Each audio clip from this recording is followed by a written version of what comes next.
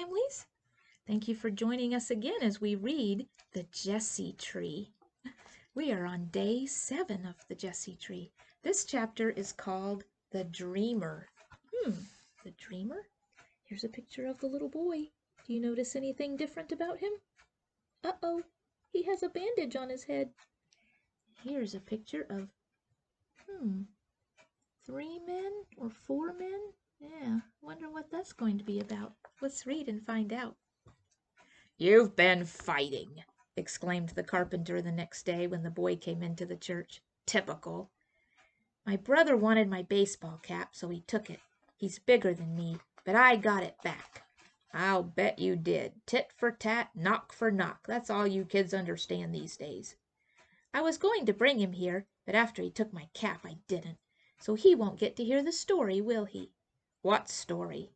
"The one about that bathrobe," said the boy, pointing. "It's not a bathrobe," protested the carpenter hotly in defense of his latest carving. "It's Joseph's coat of many colors." Let's look at that picture again. So you see, these men are wearing just some old rough clothes made out of sheepskin, but look at what this man is wearing. A beautiful multicolored coat. "Jacob married and had 12 sons. 12! The 11th, young Joseph, was a delightful boy. At least Jacob thought so. Joseph was a dreamer, not a daydreamer, but a night dreamer, who remembered his dreams when he woke up. "Last night I dreamed we were harvesting, and your sheaves of wheat bowed down to my sheaf," he told his 11 brothers.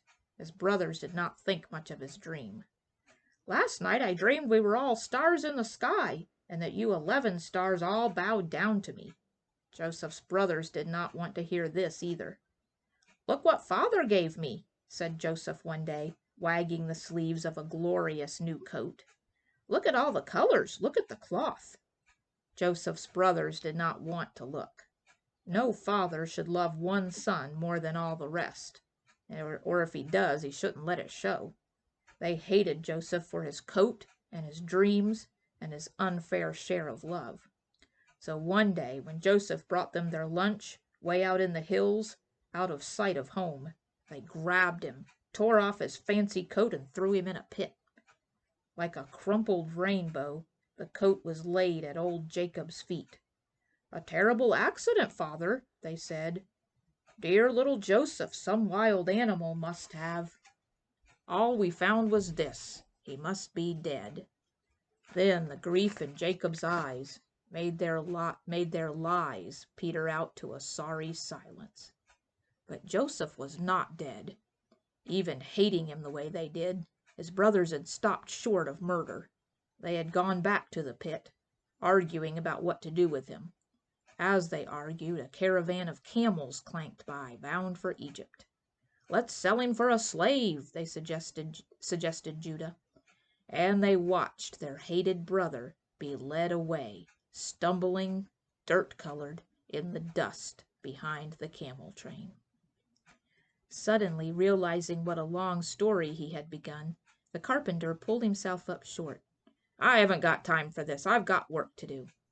"All right, I'll come back tomorrow for the rest. But promise." "Promise? I don't have to "If my big brother comes by, don't tell him that story. It might give him ideas." Yep, so that's pretty interesting. That boy had had a fight with his brother over his baseball cap, and then when he came to hear the carpenter's story today, it was about brothers fighting. Think that was a coincidence? Or maybe God planned it that way. Maybe the boy will think a little bit more about his relationship with his brother after this. Tomorrow we're going to hear the rest of that story. Stay tuned. I'll see you tomorrow. Bye-bye.